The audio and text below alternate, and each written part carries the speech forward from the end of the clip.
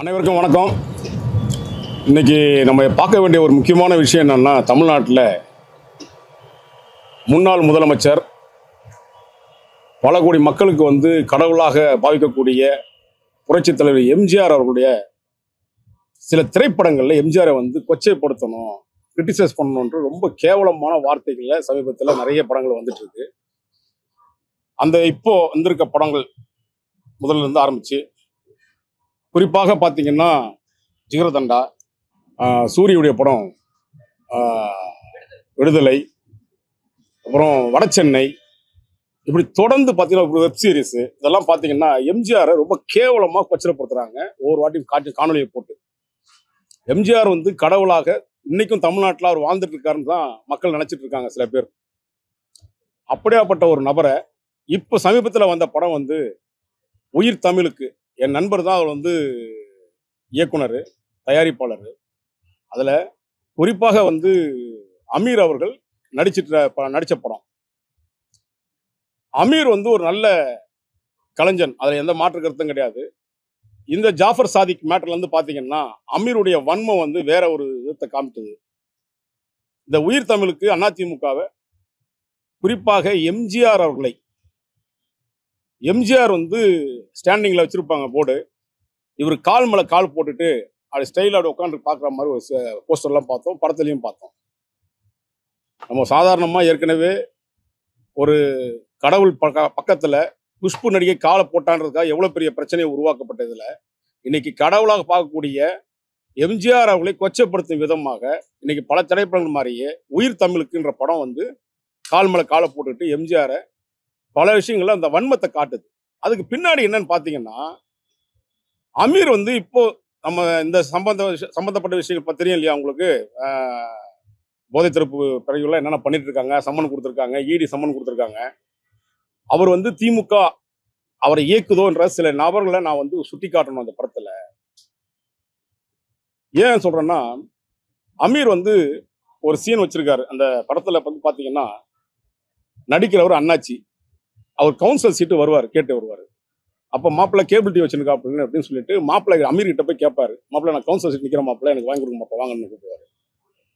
அவர் முடியாதுன்னு சொல்லுவாரு, உடனே காலில் விழுவாங்க.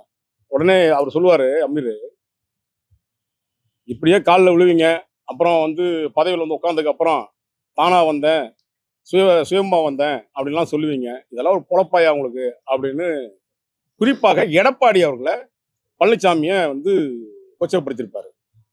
அதை கூட நான் விட்டுருவேன், ஏன்னா ஏடிஎம்கேன்றது இன்னைக்கு எவ்வளவு மோசமான இடத்துல இருக்குன்னு நமக்கு தெரியும். அதிமுகவே மூணா இருக்கு. ஒரு பக்கம் ஓபிஎஸ் உடைய காணொலி பார்த்தீங்கன்னா, அந்த காட்சியில பார்த்தீங்கன்னா ஓபிஎஸ் சித்தரிச்சு அந்த இந்த சமாதியில, அம்மாவுடைய சமாதியில அவர் தியானம் பண்ற மாதிரி ஒரு விஷயத்தை வச்சிருப்பாங்க. அது இன்னைக்கு அதிமுக எப்படி தெரியுது தெரியலன்னு தெரியல. இந்த படத்துல குறிப்பாக அதிமுகவை மட்டுமே தாக்கப்படணும், அதுவும் புரட்சித் தலைவர் எம்ஜிஆர் அவர்களால். நான் எம்ஜிஆருடைய ரசிகன், அந்த ரசிகன்ற முறையில தான் இந்த விஷயத்தை நான் உங்களுக்கு சொல்றேன். ஒரு பத்திரிகையாளரை விட நான் ஒரு ரசிகன், நான் சொல்றேன் எம்ஜிஆருடைய ரசிகன்ற முறையில. இப்படி தொடர்ந்து எம்ஜிஆரையும் அந்த அதிமுகவையும் குறி வச்சு தாக்குறதுக்கு பல்வேறு வித வன்மங்கள் இருக்கு. அந்த காட்சியில பாத்தீங்கன்னா அமீருடைய காலில் விழும்போது அண்ணாச்சி விழுவாரு. அண்ணாச்சி யாரு? திமுக பிரமுகர். திமுகவில் பல கூட்டங்கள் சென்று இந்த தேர்தலில் கூட வாக்கு கேட்டிருக்காரு. அமீர் யாரு? ஓப்பனாவே சொன்னார் அமீர், என்னன்ட்டு, நான் திமுகவுக்கு தான் வாக்களிச்சேன் அப்படின்னு சொன்னாரு. இதையெல்லாம் பார்க்கும்போது இவர்களுக்கு பின்னாடி ஆதம்பாவா யாரு? ஏற்கனவே கடந்த தேர்தலில் கலைஞர் அவர்கள் இருக்கும் போது நடிகர் வடிவேலை கூட்டு திமுகவுக்கு பிரச்சாரம் பண்ண வச்சவர் ஆதம்பாவா. இப்போ இந்த போல சினிமாவில் அவர் ஏற்கனவே ஆதம்பாவா கஷ்டப்பட்டதான் நான் பல காலங்களில் சொல்லியிருக்கிறேன். ஆதம்பாவா உயிர் தமிழுக்கு ரிலீஸ் பண்றதுக்கு எவ்வளவு கஷ்டப்படுறாரு, என்னமான பிரச்சனைகளை அவர் சந்திச்சுட்டு இருக்காரு. அவருக்கு அதிகபட்சமாக நடிகர் சிவகுமார் குடும்பம் எப்படியெல்லாம் பாதிப்பு உள்ளாக்குறாங்கன்னா நான் பல காணொலியில பேசியிருக்கிறேன். அப்படி இருக்கின்ற நபர் இவ்வளவு கஷ்டத்துல இருக்கும் போது இப்போ திமுக தான் இவருக்கு பின்புலமாக இருந்து ஆதம்பாவா இயக்குறாங்க அப்படின்ற ஒரு காணொலி. ஏன்னா எல்லா இடத்துலயும் பாருங்க, திமுக ஓட்டு போட்டேன்னு சொன்னவர் அமீர், அண்ணாச்சி திமுகவுடைய பிரமுகர். இப்படி ஒவ்வொரு காணொலியிலும் பாருங்க, சசிகலா அம்மையார் மேட்ரு, அந்த அம்மையார் வந்து சத்தியம் பண்ணுவாங்க, ஒரிஜினலாவே நம்ம பார்த்துருக்கோம். அதே மாதிரி காணொலியை வச்சு இவர் சத்தியம் பண்ணி அதுக்கும் ஒரு சீனை போட்டு வச்சிருக்காங்க. நான் அவர்கிட்ட ஆதம்பாவிட்ட தொடர்பு கொண்டு சொன்னேன், இது ரொம்ப தப்பான விஷயங்க. இப்படி ஒரு படம் எடுத்து அதிமுக அசிங்கப்படுத்தணும்னு நினைக்கிறீங்கன்னா உங்களுக்கு பின்புலம் யாருன்னே தெரியல எனக்கு. ஆனா இப்போ நான் விசாரிச்சதுக்கு அப்புறம் தான் தெரியுது, இவர் இந்த மாதிரி சூழ்நிலையில அமீரை வெளியே கொண்டு வரணும்னு நினைக்கிறாரா, இல்ல அமீருக்கு பின்னாடி இந்த மாதிரி காணொலிலாம் வச்சு எம்ஜிஆரை வந்து அசிங்கப்படுத்தணும்னு நினைக்கிறாங்களா? ஏன்னா நீங்க வடசென்னை படத்திலேயே பார்த்திருப்பீங்க, பல காணொலிகளில் பார்த்தீங்க அந்த சீன்ல பார்த்தீங்கன்னா எம்ஜிஆர் படத்தை வச்சிருப்பார், ராதாரவியுடைய இது கரை வேஷ்டி போட்டு வச்சிருப்பாங்க. அதே மாதிரி தான் எல்லா படங்கள்லையுமே எம்ஜிஆர் படத்தை காமிப்பாங்க. சார்பட்ட பரம்பரை அந்த படத்தையும் பார்த்தீங்கன்னாலும் அதே மாதிரி அதிமுக கரை வேஷ்டி கட்டியிருக்கோம், திமுக கரை வேஷ்டி கட்டியிருக்கோம், படத்தை காட்டுவாங்க. குறிப்பாக இந்த படத்தை பொறுத்தவரை என்ன நினைக்கிறாங்கன்னா, தொடர்ந்து தமிழ் திரையுலகம் திமுகவுக்கு ஆதரவாக செயல்படுதா, இல்ல அதிமுக அழிக்கணும்னு நினைக்கிறாங்களா? ஏன் அந்த அதிமுகவில் கோடிக்கணக்கான மக்கள் வந்து இன்னைக்கு தொண்டனா இருக்கிறான்னு சொல்றாங்க. ஆனா ஒருத்தர் யாரை புண்படுத்துறாங்கன்னு தெரியல. இல்ல இந்த அதிமுக அடிமை வாழ்க்கை வாழ்றோம் அப்படின்றத ஒத்துக்கிறாங்களா அப்படின்னு தெரியல. ஏன்னா இன்னைக்கு ஐடி விங்குன்னு ஒன்று இருக்கு அதிமுக, பெரிய பலம் வாய்ந்த அமைப்பு. இந்த ராஜ் சத்யன் ஒருத்தர் இருக்காரு, அடுத்து பார்த்தீங்கன்னா வந்து நிர்மல்னு ஒருத்தர் இருக்காரு. இவரெல்லாம் ஒரு சின்ன பிரச்சனை, நான் திமுக எதிரான பிரச்சனைனா உடனே அப்படியே பொங்கி எழுவாங்க. ஏன் இன்னும் சொல்ல போனா என் நண்பர் கிஷோர் கே சாமி, அவர் பல இடங்கள்ல பாத்தீங்கன்னா திமுகவை வந்து குறிவைத்து சில விஷயங்களை சொல்லுவார். திமுகவில் குற்றங்கள் இருக்கதான் செய்யுது, நான் இல்லையே சொல்ல, நானும் பல கருத்துக்களை சொல்லித்தான் இருக்கிறேன். ஆனா இந்த திரைப்படம் பொறுத்தவரையும் இஸ்லாமியர்கள் ஏதோ இவங்களுக்கு வந்து பின்புலமா இருப்பாங்க அப்படின்னு இவங்க சொன்ன பொய்யெல்லாம் பல காணொலிகள் நானே சொல்லியிருக்கேன். அந்த மாதிரி இன்னைக்கு சூழ்நிலையில இஸ்லாமியர்கள் பாதுகாவலர் சொல்லக்கூடிய திமுக இந்த அமீரையும் ஆதம்பாவை வச்சுக்கிட்டு எம்ஜிஆர் அசிங்கப்படுத்தணும்ன்ற ஒரு முடிவில் இருக்கிறாங்கன்றது அந்த படத்துல கிடக்குது. அந்த படத்துடைய விஷயத்த திங்கட்கிழமை அன்னைக்கு நான் வந்து சென்னை கமிஷன் ஆஃபீஸில் ஒரு புகார் கொடுக்குறேன், சென்சார் ஆஃபீஸ்ல. சென்சார் இன்னைக்கு எப்படி இருக்குன்னு கேட்டிங்கன்னா, நானும் படம் எடுத்திருக்கிறேன், அந்த படத்தில் பல்வேறு விதமான விஷயங்கள் காணொலி வைக்கும் போதெல்லாம் அதுக்கெல்லாம் சென்சார் எப்படிலாம் இயங்குச்சுன்னு நமக்கு தெரியும். நான் அந்த சமயத்தையே சொல்லியிருக்கேன், சிவா மனசில் புஷ்பான ஒரு படம், இப்போ யார் மனசில் யாருன்னு அந்த டைட்டில் மாற்ற சொன்னாங்க, மாற்றிட்டோம். அதுலேயும் பல காட்சிகளில் ஒரு நாய் ஓடினா கூட 1008 விஷயத்த சொல்லுவாங்க, அதுவாக போயிருக்கும் சீனில் துன்புத்திரிக்கோ மாற்றணுமோ. அப்படியாப்பட்ட விஷயத்துல ஒரு பெரும் மதிக்கக்கூடிய ஒரு தலைவனை இந்த இயக்குனர் தயாரிப்பாளருமான அமீரும் சேர்ந்துக்கிட்டு இந்த உயிர் தமிழ் படத்துல குறிப்பாக அதிமுகவுக்கு மானம் கிடையாது, ரோஷம் கிடையாது அப்படின்றத வெளிப்படையா சொல்லியிருக்கிறாங்க. இதுவே நான் சொல்றேன், புரட்சி தலைவர் எம்ஜிஆர் உயிரோடு இருந்தாங்கன்னா இந்த சம்பவம் நடக்குமா? ஏன் புரட்சி தலைவர் ஜெயலலிதா அவர்கள் இருந்தாங்கன்னா இந்த சம்பவம் நடந்திருக்குமா? ஏன் அதையும் தாண்டி சொல்றேன், இன்னைக்கு சசிகலாக இருந்தா கூட இன்னும் விட்டுருப்பாங்களா இந்த மாதிரி விஷயங்களை? அப்போ இந்த திரை உலகம் முழுக்க முழுக்க திமுகவின் பின்னணியில் தான் இயங்குது. குறிப்பாக இந்த அமீருடைய திரைப்படம் பல்வேறு விதமான பிரச்சனைகள்ல தான் வந்து இருக்கு. அதனாலதான் நம்ம வந்து புகார் கொடுத்து குறிப்பாக எம்ஜிஆரை, அதுவும் அதிமுகவை இவர் வந்து கொச்சைப்படுத்தும் விதமாக இந்த படத்தை எடுத்திருக்காங்க. இந்த உயிர் தமிழ் படத்தை தடை செய்யப்படணும், சம்பந்தப்பட்ட அமீர் மீதும் இயக்குனர் ஆதம்பாவா மீதும் நடவடிக்கை எடுக்கணும்ன்றதுக்காகத்தான் இன்னைக்கு நான் உங்களை சந்திச்சிருக்கேன்.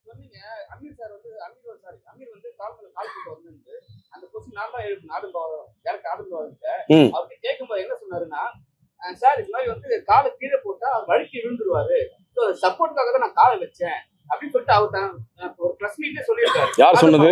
ஆதம்பாவா சொன்னாரு. நான் தான் கேள்வி கேட்டேன், கேள்வி கேட்டதுக்கு அவர் அதான் ஆன்சர் பண்ணாரு. அப்ப அது எப்படி தவறு? நம்ம பல காவல் நிலையத்துல பார்ப்போம்ல, வலிக்கு வந்துட்டோம்னு சொல்லி கட்டு போடுறது பல காவல் நிலையத்துல நம்ம சொல்லியிருப்போம், பார்த்திருக்கோம், பல செய்திகளை பார்க்கறோம்ல. என்ன ரீசன் சொல்லுவீங்க? எப்படி வலிக்கு வந்துருவாங்க? எது பேலன்ஸ் இல்லாத இடம்? கார்ல பேலன்ஸ் எல்லாம் காலை வச்சு பண்ண முடியாதா? ஏன் நிக்க முடியாதா? உங்களுக்கு வேணும்னு எம்ஜிஆர் அசிங்கப்படுத்தணும் நோக்கம், அந்த அதுக்காக நீங்க இந்த வேலையை பாக்குறீங்க. ஏன் ஒரு சீன் வைக்கிறது எப்படி வைக்கணும்னு தெரியாது, ஃபைட் சீன். அது கால் மேல காலை போட்டு திமுறா உட்காந்து இருக்காருன்னா சார், எம்ஜிஆர் நீங்க ஒருத்தன் புகழ்ந்து பேசுறதா சொன்னேன், வாயிலுடைய உதடு இருக்கு இல்லையா, உதடுல நீங்க என்ன வேணும் உங்கள்கிட்ட பேசிட்டு இருக்கும் போதே உள்ளுக்குள்ள மனசுல என்ன நினைக்கிறோம் அந்த வார்த்தை உங்களுக்கு தெரியுமா? அந்த மாதிரிதான் எம்ஜிஆரை நான் சொன்னேன். இந்த உயிர் தமிழ் படம் மட்டுமல்ல, பல படங்கள் நான் உதாரணத்துக்கு சொல்லிட்டேன். எம்ஜிஆரை கொச்சப்படுத்தணும், அசிங்கப்படுத்தணும். அதுவும் குறிப்பாக அதிமுக என்ன வேணும் அரசியல் ரீதியாக எதிர்த்துட்டு போங்க, அதை பத்தி எனக்கு கிடையாது. ஆதம்பாவாவையும் அமீரும் வந்து பின்னாடி இருந்து ஏற்கனவே நான் சொல்லியிருக்கேன், அமீருக்கு வந்து வேற பொழப்பு இல்லையான்னு தெரியல, எம்ஜிஆரை மட்டுமே. ஏன்னா வடசென்னை படத்திலேயே ராதாரவிக்கும் ஒரு 2 பேரும் சீன் இருக்கும். அந்த சீன்ல பாத்தீங்கன்னா பின்னாடி எம்ஜிஆர் படத்தை வச்சிருப்பானுங்க. இது எவ்வளவு வன்மம் அந்த காலத்திலேயே நடந்திருக்கு பார்த்தீங்களா? இப்படி சம்பவங்களை திரைத்துறை வந்து எப்படி வந்து ஒத்துக்க மாட்டோம் மக்கள் ஒத்துக்கலாம்னு தெரியல. மக்கள் இந்த படத்துக்கு வந்து பெரிய வரவேற்பு கொடுத்தாங்களா? ஆனா நல்ல வரவேற்பு இருக்குன்னு சொல்றாங்க இப்போ. நல்ல பிரச்சனையோட அப்புறம் நிறைய வார்த்தைகளை சொல்லியிருக்காங்க, அசிங்கப்படுத்துறாங்க அதிமுகன்னு சொல்லும் போதெல்லாம் ரொம்ப அசிங்கமா இருக்கு. ஏன்னா நான் எம்ஜிஆர் ரசிகனா வந்து சொல்றேன். எனக்கு அதிமுக யாரா இருந்தா திமுக அதா இருந்தா இந்த எம்ஜிஆர் ரசிகர்கள், அதுவும் குறிப்பாக அதிமுக அடிமை ஆயிட்டானா, இல்ல அஸ்தமம் ஆயிட்டானுங்களா, இல்ல எடப்பாடிக்கு உண்மையாவே தைரியம் இல்லையா, இல்ல கொடைநாடு பிரச்சனைக்காக பயந்துட்டு பவுறாரா? ஏன் இன்னைக்கு அதிமுக வந்து 3ஆ பிரிஞ்சிருக்கிற ஓபிஎஸ் என்ன பண்ணிட்டு இருக்காரு? இதையும் தாண்டி சசிகலா அம்மையாரை பத்தி பண்ணி பேசியிருக்காங்க. ஏன் டிடிவி தினகரன் என்ன பண்ணிட்டு இருக்காரு? அப்போ அதிமுக என்பது தமிழ்நாட்டுல அழிஞ்சு போச்சுன்றது இந்த படத்தை ஒரே உதாரணம் வச்சுக்கலாம். நீங்க ஒரே விஷயங்க, இன்னைக்கு ஸ்டாலினையோ அல்லது உதயநிதி ஸ்டாலினையோ கிரிட்டிசைஸ் பண்ணி படம் எடுக்க முடியுமா? ஏன் கலைஞர் இறந்துட்டார்ல, அவரை வச்சு படம் எடுப்பீங்க? அந்த மாதிரி நான் 1000 சீன் சொல்லுவேன், கலைஞர் ஒரிஜினல் சம்பவத்தை சொல்லுவேன். படம் வருமா இன்னைக்கு வெளியில? அடிச்சு உடைக்க மாட்டேன் தேட்டரை. அப்ப அந்த சூழ்நிலை இருக்கும். நாங்களும் அவங்க கேட்டோம், நீங்க சொன்ன மாதிரி நாங்க கேட்டோம். என்ன கேட்டோம்னா, இது மாதிரி வந்து சசிகலா வந்து சத்தியம் பண்ற மாதிரியும், ஓபிஎஸ் வந்து தானம் பண்ற மாதிரியும், அப்புறம் வந்து சில விஷயம் கால்ல எடப்பாடி வந்த மாதிரி அதை ஒன்று காமிச்சாங்க. கேட்டோம். அவர் ஒரே வார்த்தை என்ன சொல்றது, இதெல்லாம் நடக்கலையா, மக்கள் பார்க்கலையா, நான் அதனாலதான் வச்சுன்றாரு. நான் அதான் கேட்கிறேன், நடந்துதான். நானே நிறைய இடத்துல விமர்சனம் பண்ணிருக்கேன், நான் இல்லைன்னு சொல்ல. அதிமுக எடப்பாடி பழனிசாமி வந்து தலைமையேற்றதுக்கு பிறகு தமிழ்நாட்டிலே அதிமுக அழிக்கப்படுற சூழ்நிலைக்கு வந்துருச்சு. அவர் தனிப்பட்ட பிரச்சனைக்காக இந்த அண்ணா திராவிட முன்னேற்ற கழகத்தை புரட்சி தலைவர் உருவாக்கிய ஒரு இயக்கத்தை அடியோடு அஸ்தமம் பண்ணணும் அப்படின்றதுல தெளிவா இருக்கிறாப்புல. ஏன்னா அவருக்கு அவ்வளவு பல்வேறு விதமான குற்றச்சாட்டுகள் மேல இருக்கு. இதுக்காக தான் வந்து உறுதியா நான் அதான் சொன்னேன், சசிகலா இன்னைக்கு தலைமையேற்று இருந்தாங்கன்னா இன்னைக்கு சும்மா இந்த படம் ஓடி இருக்குமா இன்னைக்கு? ஆமாங்க, மக்கள்கிட்ட கொண்டு போய் என்னங்க சேர்க்கறீங்க? நீங்க என்ன போய் சேர்க்கறீங்க?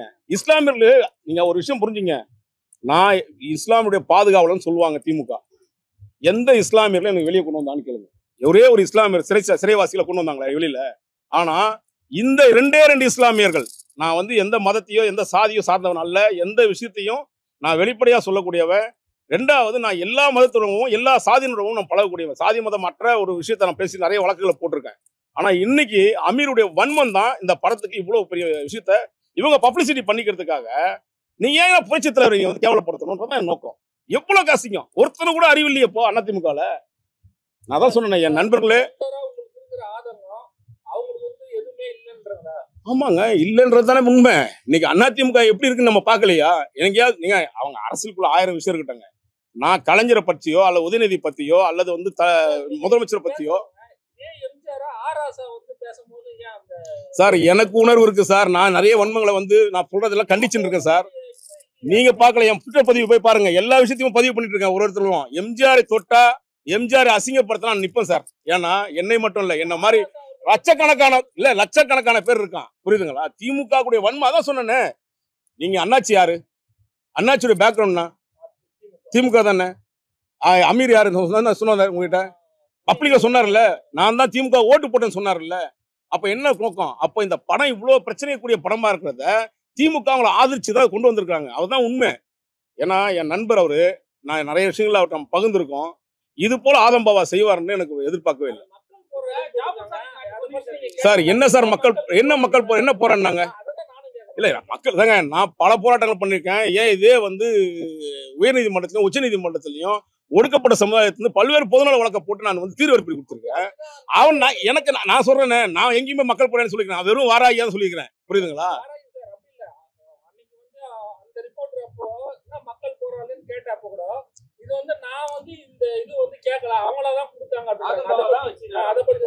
சார் அதாவது அமீர் ஒரு போராளியா நான் ஒரு இடத்துல பார்த்திருக்கேன். நான் இல்லைன்னா மறுக்க மாட்டேன். இல்ல நான் என்ன சொல்றேன், நான் ஜல்லிக்கட்டு போராட்டங்கள் பண்ணியிருக்காரு, நான் இல்லைன்னா மறுக்க மாட்டேன். அதே மாதிரி பல்வேறு விதமான விஷயங்களை பண்ணியிருக்காரு. நான் ஒரு 4-5 போராட்டங்களை சொல்ல முடியும். ஆனா அவருடைய சூழ்நிலைகள் எப்படி இருக்குதுன்னு உங்களுக்கு தெரியும். நீ வட்ட வெளிச்சமா போச்சு அமீருடைய பழக்க வழக்கங்கள். இல்ல ஜெயிலுக்கு போனாரு, அந்த ஜெயிலுக்கு போனதுக்கு அப்புறம் சிறைச்சாலையில வந்து வெளியே வந்து நீதிமன்றத்தை 10 வருஷம் கடந்தாரு. அதெல்லாம் நான் இல்லைன்னே சொல்லல. ஆனா இன்னைக்கு என்ன சூழ்நிலை, உனக்கு என்ன நோக்கம்? எம்ஜிஆரை கொச்சப்படுத்த வேண்டிய நோக்கம் என்ன அமீருக்கு? அப்போ உன் பின்புலமா இருந்து திமுக செயல்படுது, அதான நோக்கமா இருக்குது. சார் திமுக அதிமுக புரியல சார், அதிமுக புரியல. என்னன்னா அவ்வளோ எடப்பாடிக்கலாம் சார் உண்மையா சொல்றேன், ஒரு மானம் உள்ள மனிதனா நீங்க சொல்லிக்கிறீங்க, பச்சை தமிழ்னு பேசிக்கிறீங்க. பச்சை தமிழ் இப்படிதான் விடுவாங்களா? எம்ஜிஆரை நீங்க வந்து இவ்வளவு கொச்சப்படுத்துறாங்க. இயக்கத்தை துவக்கி வச்சு எந்தக்காக போராட்டத்துக்காக வந்து எம்ஜிஆர் எவ்வளவு சித்திரவாதி அனுபவிச்சிருப்பாரு, எவ்வளவு பிரச்சனை அனுபவிச்சிருப்பாரு. அந்த 11 வருஷம் ஆட்சி கொடுக்கும் மக்களுக்கு நல்ல ஆட்சி கொடுத்தான்னு சொல்றோம். அப்படி அந்த வழியில வந்த ஜெயலலிதா அவர்களை வந்து கொச்சப்படுத்துறீங்க. இது மாதிரி எல்லாத்தையும் அதான் சொன்னேன் சார். இந்த நாட்டுல டீ வித்தவன் புலி வித்தவன்லாம் தலைவனானா இப்படிதான் இருக்கும் அந்த நாடு. அதிமுக அப்படிதான் சீரழிஞ்சு போகுன்றதுக்கு இது ஒரு சின்ன உதாரணம். நான் பார்த்துட்டேன். நான் வந்து எம்ஜிஆர் பாணி பேர் வச்சு அதான் சொன்னேன் சார். பேரை வச்சுக்கிட்டு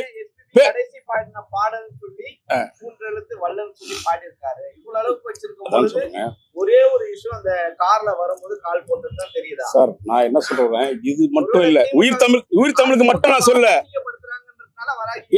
இல்ல உயிர் தமிழுக்கு மட்டும் நான் சொல்லல. இதுக்கு முன்னாடி இந்த வடசென்னை சொல்லுங்க, ஜிகர்தண்டா சொல்றேன், இந்த இத்தனை படங்களை சொல்லிட்டு இருக்கேன். புரியுதுங்களா? தொடர்ந்து வரக்கூடிய காலகட்டம் இந்த 2 வருஷத்துல வந்த படங்கள் எல்லாமே எனக்கு இல்லங்க, தொடர்ந்து வந்துட்டே இருக்குல்ல. ஒரு பிரச்சனையை எப்படிங்க சந்திக்க முடியும்?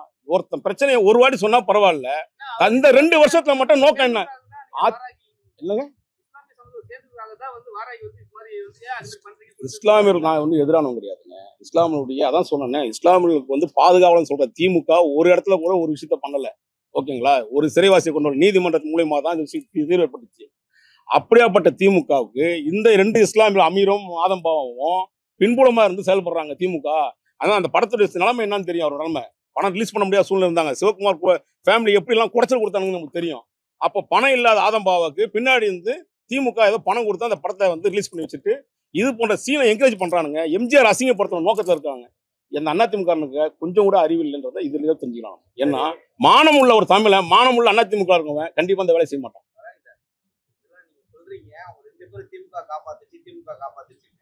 அவரை இன்னொரையும் சம்மன் கொடுத்து அவர் வர சொல்லியிருக்காங்க, அடுத்த சம்மன் கொடுத்துருக்காங்கன்னு அவர் வெளிப்படையா சொல்லிட்டாரு. ஒருத்தர் ஜாபர் வந்து கைதில இருக்காரு. எப்படி இவங்களை வெளியே விட்டாங்க அப்படின்னு நீங்க சொல்ல வரீங்க? வெளியில விட்டாங்க நான் சொல்லவே இல்லை. இவங்க பின்புலமா செயல்படுறாங்கன்னு சொல்றேன். ஆமாங்க, நீங்க காணொலி நீங்க ஒண்ணு வேணாங்க. இதுக்கு முன்னாடி இதே அமீர் படத்துல நடிச்சதா இல்லையா? வடசென்னை படத்துல பண்ணாரா இல்லையா? எம்ஜிஆர் அசிங்கப்படுத்தாங்களா இல்லையா? அந்த ஆட்சி சார் அது யாரு? அவன் நண்பர் தானங்க வெற்றிமாறன். எதுல நல்லது காட்டி எந்த படத்துல நல்லது காட்டியிருக்கான்னு சொல்றீங்க நீங்க? அந்த ராதாரவி ஒரு விஷயம் கேட்பாரு. அவர் மாவட்ட செயலாளர் மாதிரி ஒரு பொறுப்பு வச்சிருப்பான், கரவேஷ்டி போட்டிருப்பாங்க. போட்டுட்டு சொல்லுவார், பின்னாடி எம்ஜிஆர் பழக்கம், ஏப்பா நம்ம தலைவர் அதெல்லாம் விட்டுருவாரா உங்களை அப்படின்னு வரனா? தலைவர் யாரு? யாரை அசிங்கப்படுத்துறீங்க? எம்ஜிஆர் அசிங்கப்படுத்துறீங்க நீங்க. அதே மாதிரி ஒவ்வொரு இடத்துலையுமே ஜிகர்தண்டா படத்துல பாருங்க, ஒவ்வொரு இடத்துலையும் எம்ஜிஆர் அசிங்கப்படுத்திருப்பாங்க. காரணம் இந்த ஆட்சி திமுக ஆட்சி வந்ததுக்கு அப்புறம் இந்த 2 வருஷத்தை திரையிடப்பட்ட படங்கள்ல கிட்டத்தட்ட 8 படங்கள்ல இந்த மாதிரி சம்பவம் நடந்திருக்குது. அதனாலதான் சொல்றேன், இது தொடருமையானால் நான் கண்டிப்பா நீதிமன்றத்தை நாடணும். நான் வந்து புகார் கொடுத்து இந்த ஆதம்பாவா மீதும் அமீர் மீதும் அவங்க நடவடிக்கை எடுக்கணும். ஏன்னா இவங்களுக்கு பின்னாடி திமுக இருக்கா இல்லையான்ற 2வது விஷயங்க, அதெல்லாம் கூட விட்டுருவோம். இவர்களுக்கு இப்போ இவ்வளவு கஷ்டத்துல இருக்காங்க, எப்படி இந்த பணம் வந்துச்சு சார்? அதிமுக சார் எங்க இருக்கானே தெரியல சார். அதனால தான் சார் நான் கொடுத்துருக்கேன். எனக்கு பாருங்க, அதிமுக நான் வந்து எடப்பாடியோ அல்லது வந்து சசிகலாவையோ அல்லது வந்து ஓபிஎஸ்ஓ பத்தி விட்டுருவோம். நான் பெருமையா பேசல. அந்த தலைமை ஏத்திருந்தா, சசிகலா தலைமை ஏத்திருந்தா இது மாதிரி சம்பவம் நடந்திருக்காதுன்னு சொல்றேன். அது அந்த அம்மாவுக்கு தைரியம் இருந்துச்சுங்க. அதனால தாங்க அதிமுக நடத்த முடிஞ்சது இத்தனை ஆண்டு காலம். அந்த அம்மா பின்னாடி இருந்துட்டு சசிகலா அம்மா. நான் ஏங்க அவங்க ஆதரவோட? நான் பத்திரிகையாளர். எதுக்குங்க இந்த வேலை எனக்கு? எவன் கட்சி ஆரம்பிச்சு என்ன பண்ண இந்த பாருங்க, இந்த திராவிட, நான் எம்ஜிஆரோட ரசிகன்னு திராவிட இயக்கம் ஆரம்பிச்சு 60 ஆண்டு காலத்துல நாடு நாசமா போச்சு மட்டும் பார்த்துக்கிட்டோம். எம்ஜிஆர் இந்த விஷயத்துல ஒரு நல்ல அரசியலையும் தாண்டி ஒரு நல்ல நடிகனா பார்க்காம கடவுளா பாக்குறான். இன்னைக்கும் இருக்கிறான். பல லட்சம் பேர் எம்ஜிஆர் உயிரோட நினைச்சு இருக்கிறான். புரியுதுங்களா? அப்போ அதிமுக காரனுக்கு இதை கேட்கணுமா கேட்க கூடாதா? கேட்கல. அதுதான் புகார் கொடுத்துருக்கேன். சில காட்சிகள் கட் பண்ணா மத்திய அரசு கட் பண்ணுது, இதை எடுத்துட்டாங்கன்னு சொல்றாங்க. புரட்சி தலைவர் எல்லாருக்குமானவர் இல்ல, அப்ப சென்சார் போர்டும் அதை மதிக்கணும்ல. அதாவது சென்சார் போர்டு பெரிய படம்னா சின்ன படம்னா ஒரு விஷயம் பண்ணுவாங்க. கபாலின்னு ஒரு படம் வந்துச்சு, டமட்டமட்டம்னு சொல்லுவான், ரத்தம் அப்படியே பிசிறி ஓடும். ஆனா என்ன சர்டிஃபிகேட் கொடுத்தான் அவனுக்கு? என்ன சர்டிஃபிகேட் கொடுத்தாங்க? யூ சர்டிஃபிகேட் கொடுக்குறீங்க, கொடுக்கலாமா? அப்ப என்ன, நான் ஏற்கனவே சிவா மாஸ்டர் புஷ்பா படத்துலயே நான் சரியா சொல்லிட்டேன், இது போன்ற ஆட்கள் சென்சார் போர்டில் தவறானவர்கள் இருக்காங்க. அதனால தான் பெரிய படத்தையும் சின்ன படத்தையும் பெருசா, ஏன்னா நீ படம் எடுக்க வர்றதே பெரிய விஷயம் தயாரிப்பாளர்கள். படம் எடுத்து முடிச்சது ரிலீஸ் பண்றது அதை விட மோசமான சம்பவத்தில் இருக்கிறான். ஒருத்தரும் இன்னைக்கு முதலாளிகள் எல்லாமே, தயாரிப்பாளர்கள் எல்லாமே முதலாளி. எம்ஜிஆர் தான் சொல்லுவார், இன்னைக்கு வந்து எம்ஜிஆர் பல தயாரிப்பாளர்களை முதலாளின்னு தான் கூப்பிட்டுருக்காரு. அந்த வழி அவருக்கு தெரியும், நம்ம எப்படி வெளியே வந்தோம்னு. இன்னைக்கு சினிமாவில் இருக்கக்கூடிய தயாரிப்பாளர் ஒருத்தனாவது நல்லா இருக்கிறான்னு ஒரு 4-5 பேரை தவிர சொல்லுங்க, எல்லாம் பிச்சை எடுக்க ஆரம்பிச்சிட்டான். வேற வழி இல்லை. இந்த விஷால் வந்து பதவி வைத்தாரு, 8 கோடி ரூபா எடுத்துட்டு போயிட்டான் ஊழல் பண்ணி. யாரு கேட்டாங்க இதை பத்தி? நான் தானே கேட்டேன், நீதிமன்றத்துக்கு போனேன், நான் தானே போராடினேன். இன்னைக்கு வரையும் அவன் போட முடியல. இதோ இது அடுத்த கட்டம் நடிகர் சங்கத்துக்கு வந்தான், இதோ நடிகர் சங்கம் வந்து சமாதியாகி போச்சு, இன்னைக்கு வரையும் அது ஒண்ணுமே இல்லையே. இப்படி வரவெல்லாம் சினிமாவை அழிக்கத்தான் வரானே தவிர அவன் நல்லா இருக்குன்னு நினைக்கிறான். நான் தான் சொல்றேன்னே, தம்பி உதயநிதியுடைய சினிமா வந்து இன்னைக்கு பாத்தீங்கன்னா தமிழ்நாடு முழுக்க அவர் கண்ட்ரோல்ல இருந்துச்சு. அதுக்கு முன்னாடி அழகிரி பையன் கண்ட்ரோல்ல இருந்துச்சு. அதுக்கு முன்னாடி நீங்க பண்ண அயோக்கியதெல்லாம் திமுக என்ன தெரிஞ்சிருக்கும் உங்களுக்கு. அதான் சொல்றேன், நல்ல எதிர்க்கட்சிகள் இல்லாதனால நிலைமை தான் இது போன்ற பெருமையான ஒரு நல்ல தலைவர்கள் எல்லாத்தையுமே கொச்சப்படுத்துறானுங்க. இந்த படத்தை பொறுத்த வரையும் உடனடியாக அந்த தயாரிப்பாளர் வந்து அந்த சீனை வந்து நீக்கப்படணும். ஏன்னா நான் அது காவல்துறையில திங்கட்கிழமை மணிக்கு புகார் கொடுக்குறேன், சென்சார் போர்ட்லயும் புகார் கொடுக்குறேன். கொடுத்து இந்த சம்பவங்கள் எல்லாமே வருத்தத்தக்கக்கூடிய விஷயம். அதனால அவர் வருந்தணும். 2வது அமீருக்கு வந்து கண்டிப்பாக இதுக்கு வந்து பதில் சொல்ல வேண்டிய காலகட்டத்துக்கு வந்துருவாரு. சட்ட ரீதியாக நான் அந்த போராட்டத்தை நடத்துவேன். நான் சென்சார் ஆயிடுச்சு, என் படம் பேர் மாற்ற சொல்லிட்டாங்க. இன்னும் 2 மாசம் ஆகும். சிவா மனசுல புஷ்பாவை தான் இப்போ யாரு மனசுல யாருன்னு போட்டு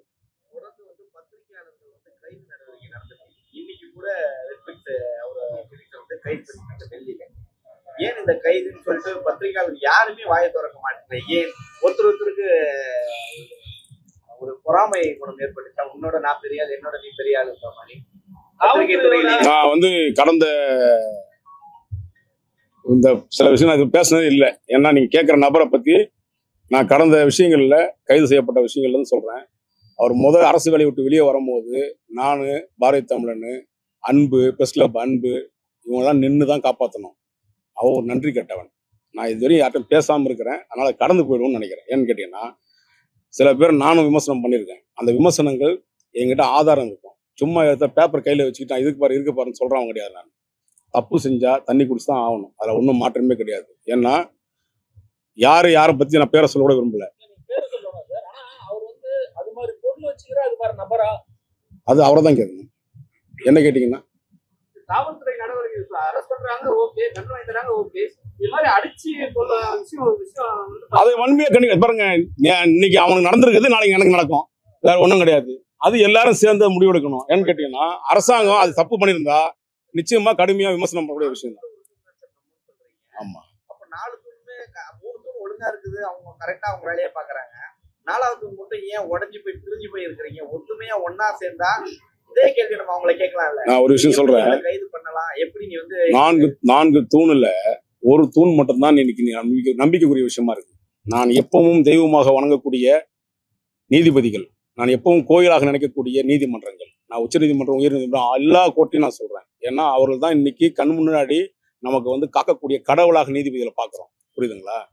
அப்படியாப்பட்ட தூண் மட்டும் தான் ஒழுங்கா நிக்குது. அடுத்த கட்டம் நிர்வாகத்தினமும் சரியில்லை, மற்றது எல்லாமே அப்படிதான் இருக்கு. ஊடகவியலாளர்கள் என்ன ஆயிட்டாங்கன்னா, முதலாளிகளுடைய கைப்பிடி இல்லை, எல்லாரும் முதலாளிகள் விளம்பரங்களை தேடி போறாங்க. வேற வழி என்ன இருக்கு? இன்னைக்கு ஏதாவது ஒருத்தன் அடிச்சாங்க, எத்தனை பேர் ரிப்போர்ட் இருந்த கடந்த இருந்த திமுக ஆட்சி வந்ததுக்கு அப்புறம் எத்தனை ரிப்போர்ட்டுகள் தாக்கப்பட்டிருக்குது? ஒருத்தருக்காவது நீங்க குரல் கொடுத்துருக்க வாய்ப்பு இருக்குதா? நாமும் கொடுத்துருக்குறோம், நம்ம யூனியன்லயும் நம்ம பல விஷயங்கள் செஞ்சிருக்கிறோம். ஆனா எத்தனை பேர் அதுக்கான பாதுகாப்பை கொடுப்பீங்க? ஒரு ரிப்போர்ட்டரை கண்ணாமுன்னா வெட்டி போடுறான், கத்துறான், கதறான், காப்பாத்த காவல்துறையை வரலையே. அப்ப என்ன பண்ணுவீங்க? யார் பாதுகாப்பா? பாதுகாப்பு நீங்க டாக்டர்ஸ்க்கு பாதுகாப்புக்காக நீங்க பல சட்டங்களை கொண்டு வரீங்க, பத்திரிகையாளர் பாதுகாப்பு என்ன சொல்றீங்க? ஏன் இவங்க சொல்லிங்க நலவாரியம் ஆரம்பிச்சிருக்கேன்னு சொன்னீங்க. தமிழக அரசு வந்த உடனே யாராவது ஒருத்தரை காட்டுங்க ஏதாவது நலம் பண்ணிட்டாங்கன்ட்டு. ஒரே ஒரு பத்திரிகையாளர் நல்லா இருக்கான்னு சொல்லுங்க. 10 ரூபாய்க்கு 20 ரூபாய்க்கு கஷ்டப்படுறாங்க. இன்னைக்கு ஒழுங்கா நிர்வாகமே சம்பளம் கொடுக்க மாட்டேங்குது. அப்படியாப்பட்ட சூழ்நிலை தான் பத்திரிகையாளர் இருக்கான். அது அரசாங்கம் தாங்க பார்க்கணும். அரசாங்கம் அந்த வேலையை பார்க்கலன்றதான் நம்ம சொல்றோம். பத்திரிகையாளர் பாதுகாப்பும் இல்லை, அவன் வருமானத்துக்கு அடுத்த இன்னும் பாருங்க, எத்தனை பத்திரிகையாளர் இன்னைக்கு வரையும் நடுரோட்டில் இருக்கிறான், பென்ஷன் வராம இருக்கிறான். எவ்வளவு அசிங்கம்! ஊர்ல இருக்கிற பிரச்சனையெல்லாம் கொண்டு வந்து போராடுறான். ஆனா அவன் பிரச்சனையை பார்க்கறது ஆள் இல்லையே இன்னைக்கு. அப்ப யார் பார்க்கணும்? இந்த நிர்வாகம் பார்க்கணும். நிர்வாகம் சீர்கெட்டு போயிருக்கு, அதுதான் சம்பவம்.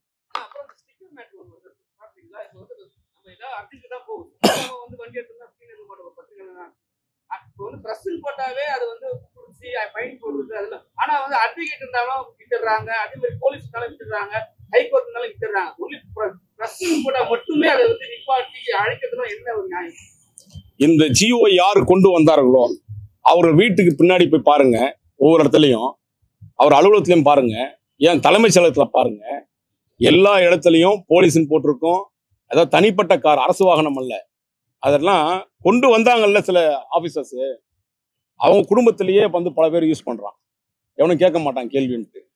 நான் என்ன சொல்றேன், போலியான பத்திரிகையாளர் இருந்தா தயவு செய்து அரெஸ்ட் பண்ணுங்க, தப்பு கிடையாது. கேஸ் போடுங்க, 41 சிஆர்பி சம்மன் கொடுங்க, ஏன்டா இந்த வச்சிருக்குன்னு சொல்லுங்க, நீதிமன்றத்துக்கு போய் அவனுக்கு சரண்டர் பண்ணுங்க. அதை விட்டுட்டு ஒரு ஊடகத்துல வேலை செய்யக்கூடியவன அர்ஜென்ட்டுக்கு போகும்போது என்ன அவனா கடத்திட்டா போறான், கேமரா எடுத்துட்டு போறான், வேற ஒன்றும் கிடையாது. போய் சொன்னா சார் ப்ளஸ் சார் ஒரு அர்ஜென்ட் மீட்டிங் போறேன் சார், ஒரு விஷயம் இருக்கு சார், ஒரு செய்தி சேகரிக்க போறோம் சார் சொன்னா இது பண்ண போறான். அதுல என்ன கஷ்டம்? போலீஸ்க்கு அதுதானே வேலை. போலீஸ் ஏன் அதை பார்க்க மாட்டேங்கிறாங்க? அதான் சொன்னேன்னே, தனக்கு மட்டும்தான் அந்த பயன்படுத்திக்கணும், அடுத்தவனும் பயன்படுத்தக்கூடாது அப்படின்றதுல நீங்க வந்து மற்ற துறைகள்லயே சொல்றேன். நீங்க போலீஸா இருக்கட்டும், அடுத்து பாத்தீங்கன்னா வந்து டாக்டர் ஸ்டிக்கரு, அட்வொகேட் ஸ்டிக்கரு, இது எல்லாமே எல்லா இடத்துலயும் போலிகள் இருக்கதான் செய்வான். அதை நீ கண்டுபிடிக்கிறது உன்னுடைய வேலை. பத்திரிகையாளர் சொல்றாங்களா சார் இவர் பிரசான் செக் பண்ணுங்க சார் சொல்றாங்கல்ல, இதே கமிஷன் எத்தனை பேர் சொல்லியிருப்பாங்க. இப்போ கமிஷன் பாருங்க எத்தனை பேர் இருக்கான்றது, டிஜிபி ஆஃபீஸ்ல பாருங்க பிரஸ் எத்தனை பேர் ஓடி இருக்கீங்க. அவெல்லாம் பத்திரிகையாளரா? ஊடகவியலாளர்ன்ற போர்வையில சில பேர் சுத்திட்டு இருக்கான். அதனால வந்து அதை நம்ம வந்து அரசாங்கம் தான் அதை கண்டுக்கணும். ஏன்னா அதுக்காக நம்ம யூஸ் பண்ணக்கூடாதுன்னு சொல்றது வன்மையா கண்டிக்கக்கூடிய விஷயம். இதுவே நம்ம ஆல் இந்தியா பிரஸ் மீடியா அசோசியேஷன்ல வேலுமுருகன் தலைமையில நாங்க வந்து டிஜிபியை பார்த்து ஒரு புகாரும் கொடுத்துருக்குறோம். அதுக்கான நடவடிக்கை எடுப்பதாக சொன்னாங்க. நாங்க எதுவும் பெரிய தொந்தரவுலாம் பண்றது இல்லைன்னாங்க. இன்னைக்கும் பாருங்க நிறைய இடத்துல பாத்தீங்கன்னா போலீஸ் ஸ்டிக்கர் ஒட்டி நிறைய வாகனங்களை பார்க்கலாம். நானே ஒரு 20 வாகனம் எடுத்து வச்சிருக்கேன் இப்ப கடந்த ஒரு 20 நாள்ல போலீஸ் ஸ்டிக்கர் ஒட்டி. இத்தனையும் யூஸ் பண்றது யாருன்னு கேட்டீங்கன்னா அவங்க தனிப்பட்ட காரு, அவர் வீட்டுக்கு உபயோகப்படுத்த காரு, பள்ளிக்கூடத்துக்கு கொண்டு போற காரு, புரியுதுங்களா? அது எல்லாத்துலயுமே போலீஸ் போட்டிருக்கோம். ஏன் இன்னும் சொல்ல போனா அரசு வாகனத்தையே தனிப்பட்ட முறையில அவங்க வந்து உபயோகிக்கிறாங்க. இது பல்வேறு விஷயங்கள் நானே வந்து சொல்லியிருக்கேன். அதான் என்னன்னு எம்ஜிஆரை வச்சா சார், எம்ஜிஆர் காட்டுறதுக்கு சார் நிறைய விஷயங்கள் இருக்கு சார். எம்ஜிஆர் பயன்படுத்துங்க சார், நான் வேணாம் சொல்றேன். நல்ல விஷயங்கள் நிறைய இருக்கு சார். எம்ஜிஆர் தான் சார் ரோல் மாடல் பல பேருக்கு இன்னைக்கு. அதை பயன்படுத்துங்க. யாரோ உங்க பின்புடாடி இருக்காங்கன்னு சொல்றதுக்கான ஒரு இயக்கத்தை அசிங்கப்படுத்துறதோ இல்ல ஒரு தனிப்பட்ட தலைவன், நீ இயக்கத்தை கூட அசிங்கப்படுத்திருப்போம் அவங்க கூட வன்மையாக கண்டிக்கிறேன். இனிமேல் அந்த விஷயத்த பண்ணீங்கன்னா சட்டப்பூர்வமாக நடவடிக்கை எடுக்கப்படும். நான் இப்போ அதுதான் இப்பவும் பண்ண போறேன். வரக்கூடிய காலகட்டங்களில் இந்த உயிர் தமிழ் படம் கண்டிப்பாக அந்த அமீர் மீதும் ஆதம்பாவா மீதும் நடவடிக்கை எடுக்கப்படணும், அந்த காட்சிகள் நீக்கப்படணும் அப்படின்றதான் என்னோட.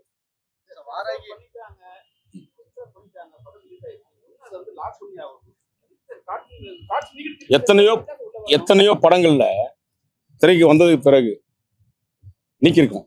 பல காட்சிகள் நம்ம நீக்கிருக்கிறோம், இல்லாமலாம் இல்லை. நான் சினிமா துறையில இருந்தனால சொல்றேன். அதனால வந்து இதை நீக்கலாம். எனக்கு என்னன்னா இது நீக்கிறதுக்கான வாய்ப்பு உங்களுக்கு இல்லை. ஏன்னா ஆதம்பாவை பொறுத்தவரையும் நான் பேசினேன், இது வந்து தவறான விஷயம், எம்ஜிஆர் ரொம்ப மோசமா இருக்கீங்க. இப்போ நீங்க சொன்னீங்கல்ல, உங்ககிட்ட என்ன பதில் சொன்னாரோ அந்த பதில் தான் என்கிட்டயும் சொன்னாரு. நீங்க உங்களுக்கு வந்து காட்சி பொருளா காப்பீங்க, ஒரு காமெடி ஆகிட்டீங்க எம்ஜிஆர், ஒரு ஹீரோ, தமிழ்நாட்டுக்கே ஒரு ரோல் மாடலு, தமிழ்நாடு மக்களை வந்து எப்படி நேசிச்சார் அவரு. அப்படியாப்பட்ட ஒருத்தர் இவ்வளவு கேவலமா கொச்சப்படுத்திக்கிட்டு நீங்க வந்து குஷ்பு மேட்டர்லாம் இவரே இதே ஆதம்பாவும் அமீர்லாம் கொந்தளிச்சாங்க தெரியுமால.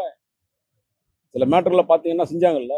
ஆனா இன்னைக்கு ஏன் எம்ஜிஆர் அப்படின்னா, எம்ஜிஆருக்கு பின்னாடி இந்த அசிங்கப்படுத்தினா அந்த அதிமுக அசிங்கப்படுத்த நான் வேணானே சொல்லல. ஏன்னா அதிமுகல நல்ல தலைவன் இல்லை, மானங்கட்டு போயிடுச்சு, தலைவன் எல்லாமே வந்து தடுமாறிட்டான். அதனால வந்து ஒண்ணுமே வாய்ப்பு இல்லை. ஆனா எம்ஜிஆரை கொச்சப்படுத்தாதீங்க. இந்த உயிர் தமிழ் படத்துக்கு வரக்கூடிய புதிய இயக்குநர்களும் சொல்றேன், இது போன்ற சம்பவங்களை செஞ்சீங்கன்னா சட்ட போராட்டத்தை நடத்தி நிச்சயமா இது மாதிரி திரைப்படங்களை தடை செஞ்சு அதுக்கான நடவடிக்கை எடுக்க சொல்லுவேன். பேசிட்டு இருக்கீங்க இந்த படத்துக்காக. நெக்ஸ்ட் அடுத்த படமும் இது மாதிரி தான் பேசுவீங்க. என்ன தீர்வாக நீங்க பேசிட்டு இருக்கீங்க? இப்போ நான் என்ன தீர்வு பண்ணல நினைக்கிறீங்க? ப்ரொமோஷனுக்கு தானே அது. நான் ஏன் ப்ரொமோஷன் பண்ணணும்? அவர் படத்தை நான் ஏங்க, அவர் படத்தை பிரச்சனை பேசினவனே நான் தானுங்க.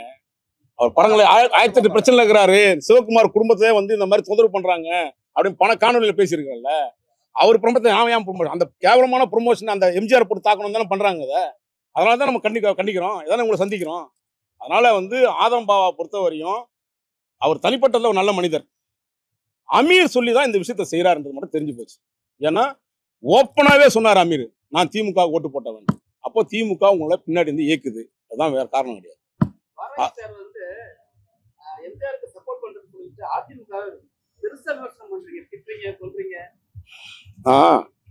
அதிமுக நீங்க எப்படி பார்த்தீங்கன்னு தெரியாது. அம்மையார் ஜெயலலிதா காலத்து நான் வந்து எம்ஜிஆரை வந்து ஆமாங்க மானம் கட்டுனா ஆமாங்க நல்ல அதாவது மானமுள்ள தமிழனுங்க.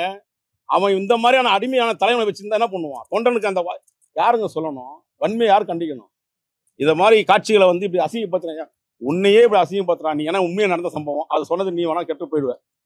எடப்பாடி பழனிசாமிக்கு அதுக்கான தகுதி இல்லைன்னு தெரிஞ்சு போச்சு. ஏன்னா அவருக்கு பல்வேறு விதமான நெருக்கடிகள் அவருக்கு இருக்குது. நான் அவரை விமர்சனம் பண்ண அவசியம் இல்லை. நான் அதிமுக இருக்கக்கூடிய தலைவர்களை தான் சொல்றேன்.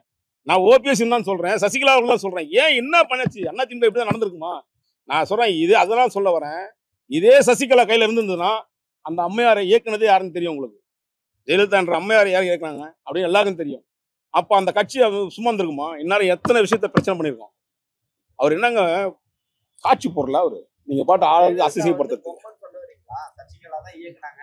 நான் அந்த அம்மா பொம்மை அதாவது அந்த அம்மாவுடைய உடல்நலத்தை பத்தி நம்ம பார்த்திருக்கிறோம். சில நேரங்கள்ல ஒரே விஷயம் ஒரு அதாங்க இல்ல அது இயக்குனாங்கன்னா இன்னைக்கு யாரு மாவட்ட செயலாளர் போடணும், அக்கா கிட்ட என்ன சொல்லணும்ன்ற சொல்ற விஷயம் அந்த அம்மாவுக்கு தான் தெரியும். அந்த அம்மா முடிவு பண்ணாது.